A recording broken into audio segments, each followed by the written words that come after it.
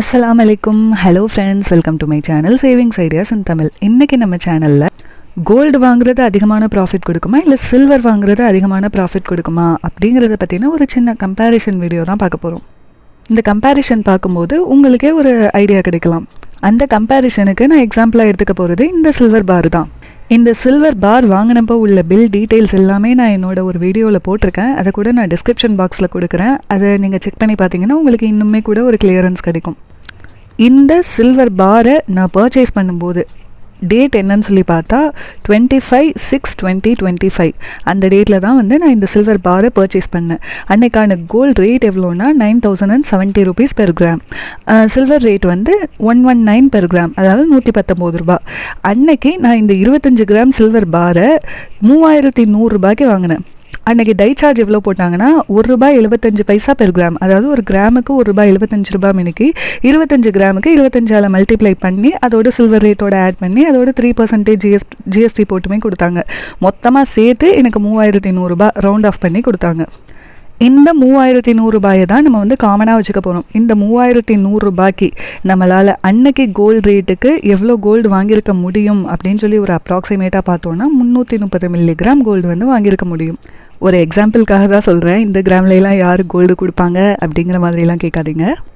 அன்னைக்கான gold ரேட்டுக்கு just ஒரு 2% making charge and 3% GST போட்டு நான் இந்த ஒரு அமௌண்ட்டை சொல்லியிருக்கேன். அதாவது இந்த மில்லிகிராமை நான் சொல்லியிருக்கேன்.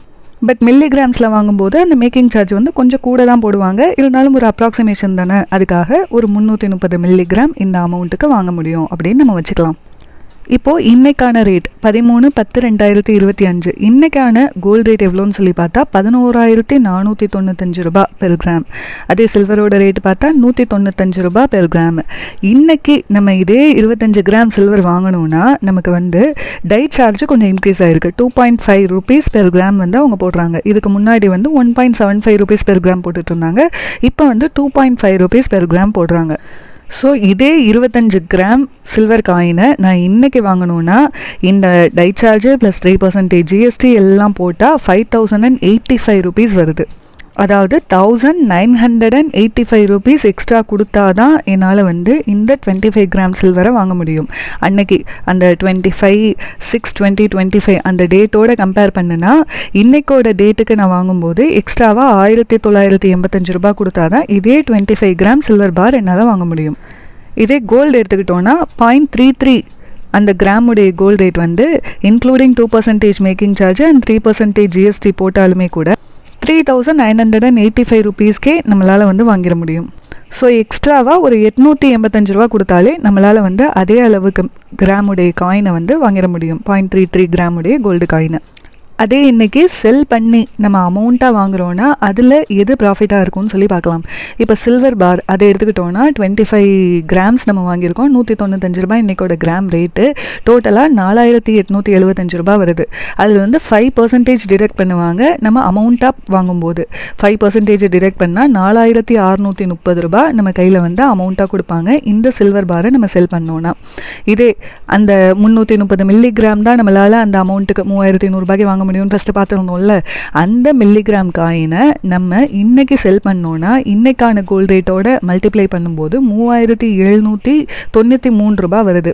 அதில் 2% டிடெக்ட் பண்ணுவாங்க அமௌண்ட்டாக கொடுக்கும்போது. அப்படி பண்ணால் 3,717 ரூபா தான் நம்ம கைக்கு கிடைக்கும். ஸோ சில்வரை செல் பண்ணோன்னா 3,100 ரூபாய்க்கு வாங்கின அதே சில்வர் காயினை இன்றைக்கி நம்ம செல் பண்ணோன்னா 4,630 ரூபா கிடைக்கும்.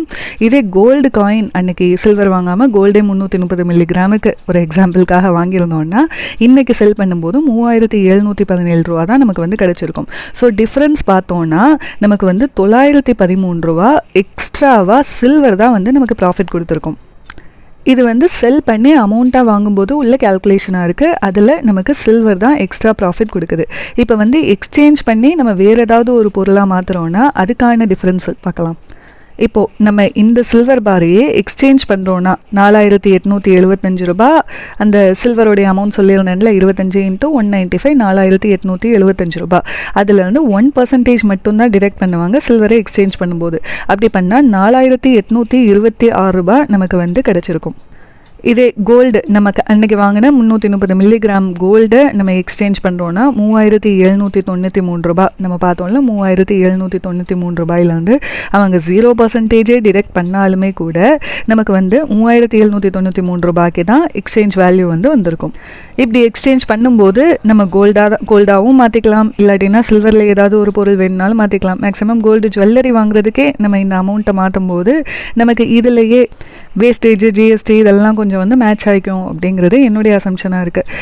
இதில் எவ்வளோ டிஃப்ரென்ஸ் நமக்கு கிடைக்குதுன்னு சொல்லி பார்த்தா கோல்டை விட சில்வர் நமக்கு 1033 ரூபா ப்ராஃபிட் வந்து கொடுத்துருக்கு.